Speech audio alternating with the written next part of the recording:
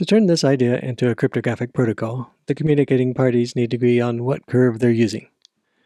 One of the earliest curves used for cryptographic purposes was called prime 192v1, or sometimes just p192. In this case, the curve is y squared equals x to the cubed plus ax plus b, where a is this big hexadecimal number and b is this other big hexadecimal number. This curve came from the NSA, and eventually, stop me if you've heard this before, people came to not trust these coefficients because they weren't sure why the NSA had picked them.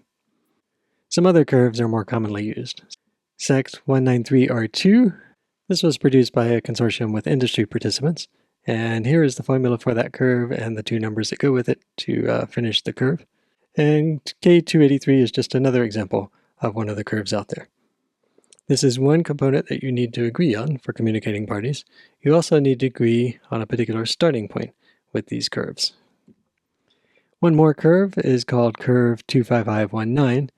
The name comes from the fact that it's related to 2 to the 255th power minus 19, which turns out to be a prime number, and somehow that gives you this curve here.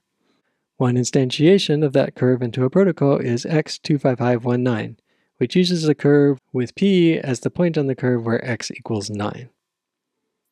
And if you instantiate x25519 with 256-bit keys, you get a level of security that's comparable to a 2000-bit RSA key. The kinds of calculations we're doing are comparable, but this factor of 10 improvement leads to, according to one report, 20 times faster performance than using RSA.